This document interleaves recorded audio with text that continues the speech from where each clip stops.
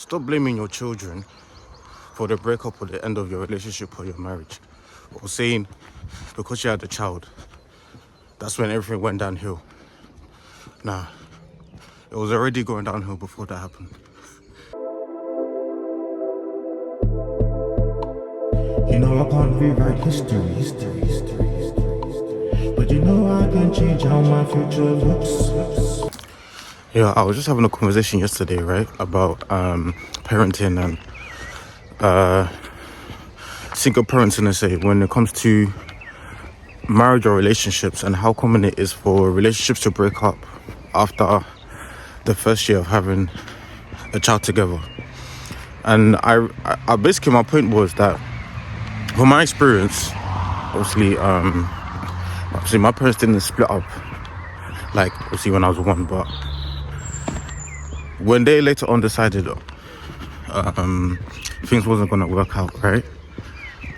Looking back, it's a thing of, I realized that couples, they make the point that, of course, when they had a child, things changed, right? But one thing that people don't take accountability is how quick people make a decision to join a relationship without addressing what's going on in their lives. So I know you can't see me, but yeah, without addressing what's going on in their lives. Red flags that not only do they know about or see in themselves, but they see within each other. Now I know obviously there's examples where, yeah, people can have a baby too quick, but yeah, have a child too quick.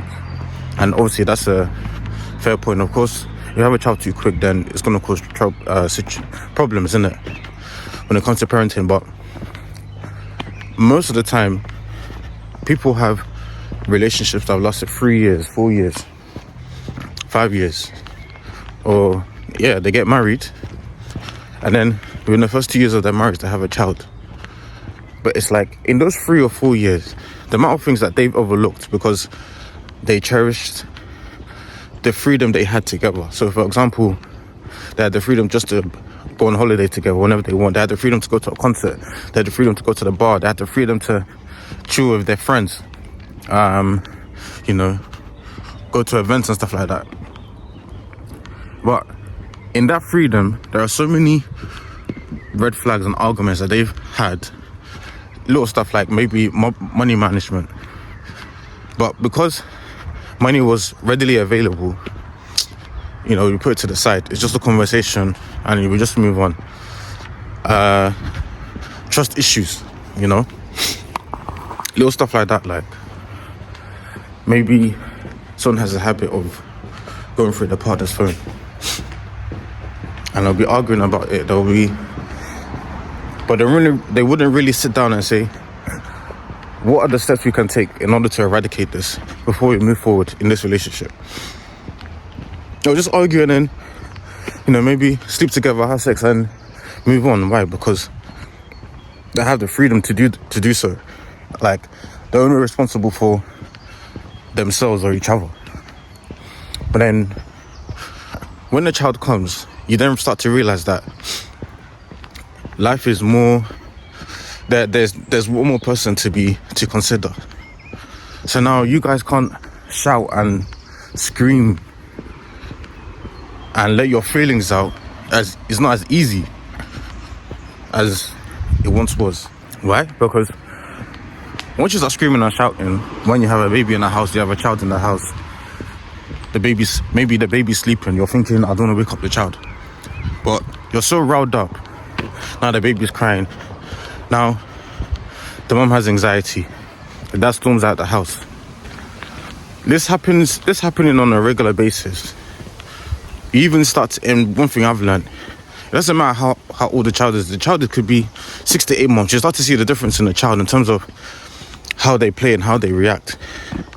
Because once the atmosphere, because babies are relying on their senses, they can't really communicate using English. So they communicate based on their expression. So normally, if you're like a normal baby, is jumping about, greets you by always running to you and stuff like that. The baby's so used to the energy in the house just randomly just shifting. There have been so much anger and frustration in the house. Even you start to feel it. And on top of that, now your mental health is deteriorating because you're not just worrying about your relationship, but you're also worrying about the life of your child. And it's a mess up, but people then will come out, make videos and say, oh, you know, yeah, when I had the child, my marriage went downhill. When I had the child, I got jealous of my partner because sex wasn't as easy. But it's a thing of, even before marriage, right? And I said this before, the importance of, like, for example, the most common argument is that, oh yeah, sex is not the same. But if you actually disciplined sex in your relationship before you guys got married or before you had the kid and actually addressed that issue, then you'll start to realize that even when we're free to have sex, there's a way that you can abuse it, where you're just doing it not because you love each other, but maybe you want to ease tension in the house, or you want to because you guys are not talking on the same terms. Or even sometimes there's some partners that actually use it as a form of manipulation. Like they want to get what they want to get something out of it. Like they want their partner to give them money, or want their partner to do a favor. It's that type of stuff. And obviously as men, we're conditioned, or we're praised for that, like wanting sex all the time. But once your partner can use that as a manipulative tactic to get what they want, you actually don't have any, your words can no longer be respected, not just in the house but in the family. It's like, oh yeah, just throw him some sex and he'll just recant what he said. Nah, man. So it's like there's so many pointers that people overlook on their way to marriage, that, or on their way to, having a child, that once the child comes, whether you're married or not, saying that, oh, once I had a child, everything changed. Nah, things were always messy between you two, but because you had the freedom, it was easy to sweep under the rug and use certain vices to cover up and move on. So I didn't get to quite finish my point. As you could see, I was walking, but yeah, the corruption that enters into relationships is when people cannot stand on their truth. They cannot stand on what they believe in. They always have to hide or adjust what they believe, think, or feel based on what their partner wants or what their partner desires. And so now when you enter into a relationship and you now bring a child into it, and you fully haven't committed to who you truly are, it's going to bring problems. So how do we eradicate that? Well, I feel like the underlying issue that comes up in these situations is the ability to overcome inconvenience. You know, there are so many things in life before having a child that is going to inconvenience you. Waking up in the morning to go to work. Even your job in itself, if you don't like it, is an inconvenience. Having to be the bigger man in certain situations, or having to be the bigger woman in certain situations. There's so many things in life that are inconvenience. So of course, having a child is going to add into that. But in those inconveniences, I believe that we have adapted or learned to lean onto vices. Sometimes it could be smoking, sometimes it could be drinking, sometimes it could be video games, sometimes it could be watching movies. We do so many things to keep ourselves sane or keep ourselves away from addressing those inconveniences in order to keep going. And when we do that in our relationships, we paper over the cracks. We put plasters and bandages on wounds and scars that actually need to be healed. And so we need to learn, or we need to retrain our minds to separate ourselves from those vices and actually look at a situation and say, how do we deal with this? Every day we come across commercials or adverts, either on TV, even for our phones, that are trying to sell us stuff, but what they're trying to sell us is something that will help us overcome an inconvenience in our lives. It could be a betting app, it could be a gambling app, it could be an advert for a new game, it could be a film. All these things that are not bad per se, but they're seen as leisure and entertainment to take us away from what we perceive as the stress of life. But those things are only going to last 2 minutes. A movie, maybe an hour and a half. But at the end of the day, after that film is done, we have to go back and just the inconvenience. If we do not look at the inconvenience and say, how do we overcome this? We're going to be stuck in a never-ending cycle.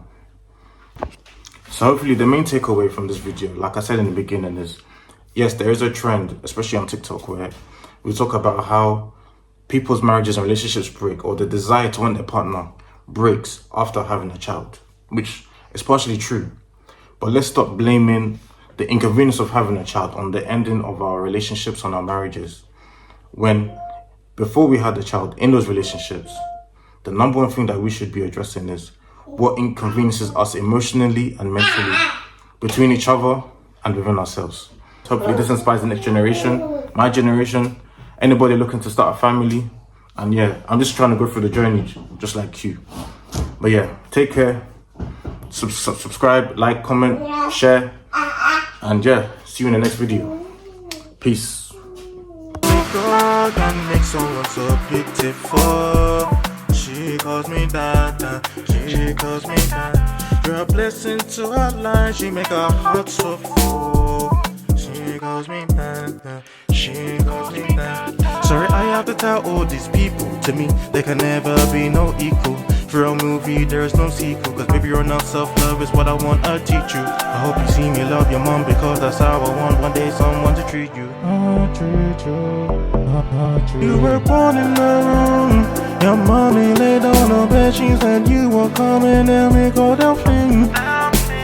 Mommy made it look easy, baby believe it. I knew that we would be here when we met in 2017. She calls me her dada, yeah, you know I'm a papa.